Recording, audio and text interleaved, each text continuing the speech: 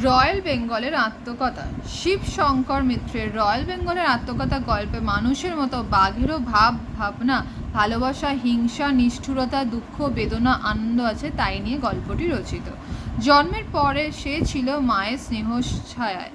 একদিন সে খিদে তাড়নায় শিকার ধরতে বেরোয়। বাঘের প্রথম শিকার বানর। বানর এক গাছ থেকে অন্য গাছে মগ ডালে যেতে পারে না, বাঘ পারে না। তবু শেষে বুদ্ধি দ্বারা সেই বানরটি শিকার করতে সফল হয়। মায়ের ওপর জুলুম করার সাহস একবার হারালে যে নিজেকে স্বাধীন চেতা করে তুলতে হবে, নিজের পায়ে নিজে দাঁড়াবার পথ যে বেছে নিতে হবে, সে কথা প্রথম বুঝিনি। বুঝতে বেশ কদিন সময় গেল। আজ কদিন হয় না খেয়ে না দিয়ে পড়ে আছি নিজের ডেরায়। কাহাতক আর পারা যায়। বেরিয়ে পড়লাম। ডেরা বেশ পেছনে ফেলে এগিয়ে চলেছি। শিকার আমাকে করতেই হবে আজ। খিদের জ্বালা আর সহ্য করা যায়। ইতিমধ্যে কয়েকটি খাল সাঁতারে পেরিয়েছি, তাতেই অনুমান করতে পারি কত দূরে চলে এসেছি। তবুও কোনো জীব মেলে না।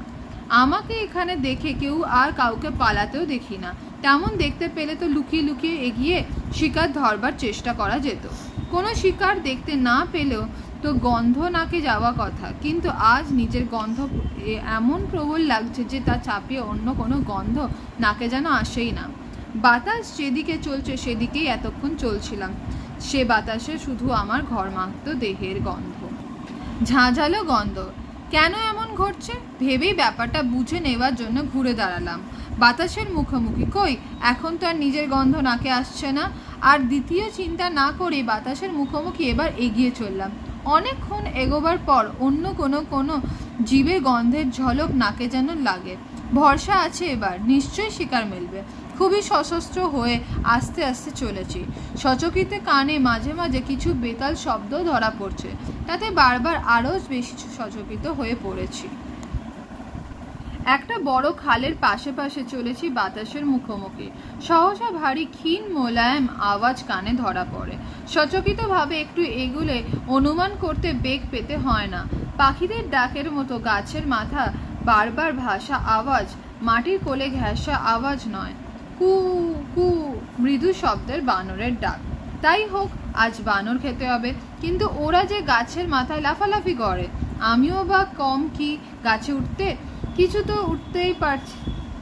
তো উঠতেই পারি। কয়েকটা বানর নিচের চরের কিনারায় ঘাসের মুখো খুঁড়ছে আর খাচ্ছে। ঘাপটি মেরে ডালপালায় শব্দে বুঝে ফেলি বেশ কয়েকটা গাছেরও ওপরে আছে। গাছটা কেওড়া গাছ, বড় বেশ ঝাঁঝালো গাছ, ডাল পাতায় ঢাকা। আমরা মাটির জীব, যে উপরের দিকে তেমন দৃষ্টি দিতে পারি না। তা না পারলেও সারা শব্দের ঠিকই বুঝে নিয়েছি ওদের বড় এক দল ঠিকই ওপরে আছে। ঝাঁপিয়ে পড়ার মতো এখনো আছে, এগুলো এগোতে পারছে না, আর এগোতে গেলে হবে না। কাল বিলম্ব করলে গাছের ওপরের দল ভয়ার্থ কিচমিচ শব্দে সজাগ হয়ে দেবে তলায় সঙ্গীদের সাথে। হয়েওছে তাই। সংকেত পেয়েই ঘাসের মুখো ফেলে ওরা মাটি থেকে ক্ষিপ্ত লম্ফনে ঊর্ধ্বশ্বাসে গাছে উঠতে লাগে। আমিও তীরের মতো ছুটে এসে এক লাফে গাছের গুড়ি অবধি এসে পড়েছি। না হলো না। মুহূর্তের মধ্যে ওরা মগ ডালে না, কিছুতেই আজ ওদের ছাড়া নেই। নখ বিস্তারে হেঁচড়ে গুড়ি বেয়ে উঠলাম গাছটাতে। আমি একটু উঠতে না উঠতে ওরা ঝপঝপ করে ঝুল গিয়ে পাশের গাছটিতে মগ ডালে গিয়ে পড়েছে। কোনো পথ না দেখে আমিও ঝপাং করে মাটিতে লাফিয়ে পড়লাম। পড়ি এক উল্লম্ফনের পাশে গাছের ওপর ডালটিতে ধরে ফেললে কি হবে? ততক্ষণে ওরা যে গাছের মগডাল থেকে ঝাঁকে ঝাঁকে আরো সামনের গাছটির মগডালে ঝুলে এগিয়ে গেল। ওরা যেন উড়ে চলেছে গাছের মগডালে, আর আমি চলেছি লাফিয়ে লাফিয়ে একটা গুড়ি থেকে আর একটা গুড়িতে। কেউই নিঃশব্দ নয়। ওদের ভয়ার্থ কিচমিচ আর আমি হিংস্র গোঙানীয় হুঙ্কার বোরাঞ্চর যেন তোলপাড় করছে। গাছের পর গাছ অতিক্রম করে চলতে চলতে দুতরফেই হঠাৎ কি বুদ্ধি খেলে গেল। একবার আমি ঠিক সামনের গাছটিতে উঠবার চেষ্টা না করেই সেখানে পেছনে ফেলে আরও আগের গাছটিতে প্রথম ধাপে উঠে পড়েছি।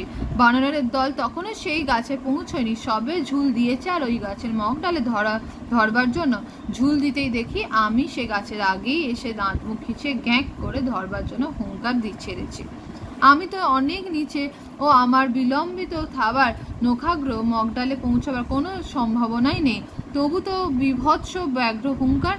একটা বানর হতবম্ব বিহল হয়ে আমার নাক বরাবর মাটিতে পড়ল। আর যায় কোথায়? আমার দাঁতের পংক্তিতে বিদ্ধ হয়ে বারেক দাপাদাপি করছিল মাত্র। আমার জীবনের প্রথম লম্ব শিখার শিবশঙ্কর মিত্র।